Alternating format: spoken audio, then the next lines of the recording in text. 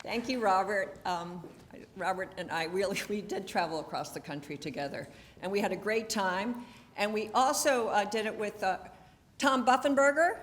Can we give him a round of applause? Because I really like Tom. Thank you, Tom. And Rick Sloan, who I have to admit is being a co-host of a fundraiser for my nephew tonight. Did I mention politics? I didn't give you his name, but he's running for senator from Massachusetts. Okay. And if you want to come, you're welcome. I like a little more enthusiasm about that, please. Thank you. And I say that because I'm so happy to be here. This is a group that has really supported my family, I think, since 1946. That may be before some of you were born, but we remember who have been our friends. And you supported my uncle Teddy and John Kennedy, and of course my father. And you also supported me when I ran for governor. So thank you very much. I really do appreciate that. And as I was hearing the terrific presentations this morning, I thought, how extraordinary the labor movement is and what you've done for pensions, because you made it clear for so many people that they could look forward to their older, as they grow older, and feel a sense of peace. And that sense of peace was good for themselves, and it was good for their families and for their children. I can't tell you how many colleges I go to, and they can say, my grandparents had pensions, and they're okay, but my parents have a 401k, and they're still working. So what you did, and what your forebears did by making sure that people had a pension and that they could rely on, and that was good pension, really made a difference for our country. So, I think of Franklin Roosevelt and a freedom from fear.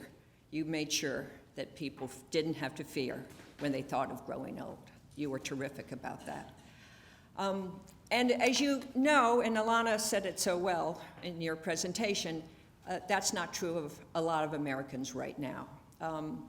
I got involved in this issue of retirement security. As you heard, I used to get involved in getting kids involved in community service and reducing crime in the state of Maryland.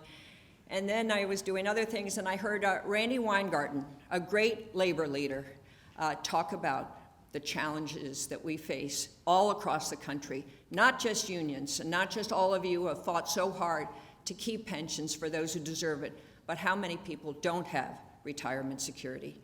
So I've gotten involved, and I've luckily been able to work with Sarah and Jessica Smith back there. Do you all know Jessica? Yes, you can clap for Jessica. She's great. I mean, everybody needs a pat on the back once in a while. So we got involved, and we've been working together now for quite some time about what do we do for so many Americans that don't have a retirement plan. So I'm going to give you a quiz. I give you a quiz because I grew up with my parents giving me quizzes all the time. We always had a quiz around the dining room table, so I'm challenged. And when my mother ran the carpool, she gave everybody in the carpool a quiz. Of course, when I ran the carpool, I wasn't allowed to speak.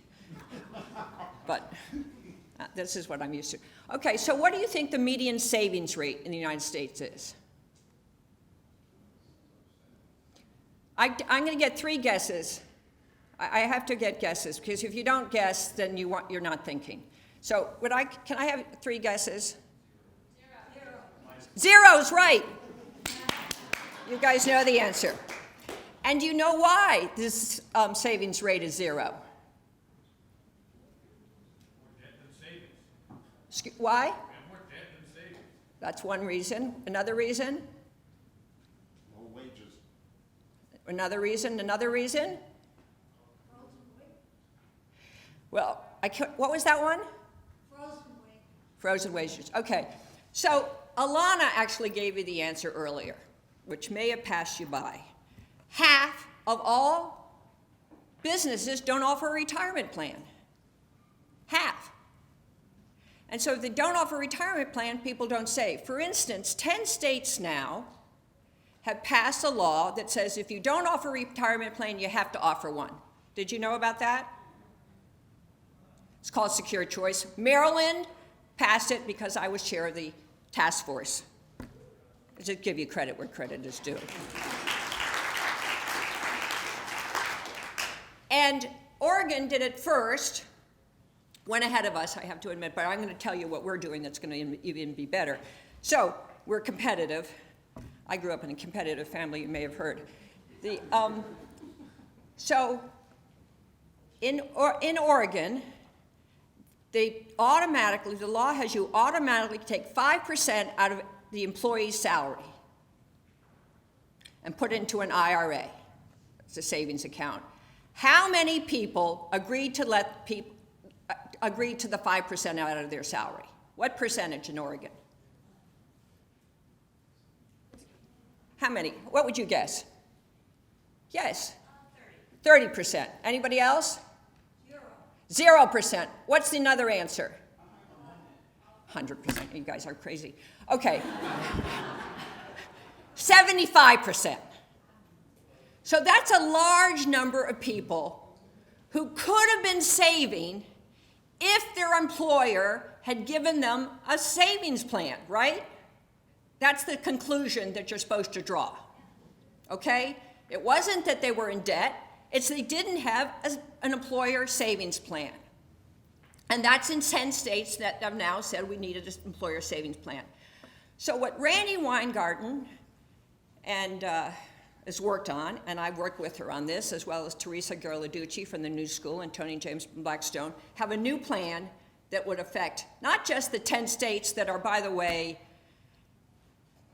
California, Oregon, Illinois, Connecticut, New Jersey, New York, Massachusetts, and Vermont. Do you see something in common there? This is a bright group, I can tell. So we want to make sure that all Americans can save for retirement. So our idea is that we would have a national program that would say to each American, we take 1.5%, if you work for an employer that doesn't offer a retirement plan, we give 1.5% from your salary, you match it by your employer, 1.5%, you decide where it's invested, and it's going to be invested like a defined benefit plan, not like a 401k. So it has what's called patient capital, long-term benefits. And when you retire, remember that horrible, Neil did a great job of talking about lump sum payments and what a ripoff that was. We're going to give you a monthly paycheck for the rest of your life. It's called a guaranteed retirement account. And this kind of plan has worked in lots of countries around the world, as those of you who have studied it know, including Australia. When I go in front of young people, what is their major objection to my plan? Does anybody guess?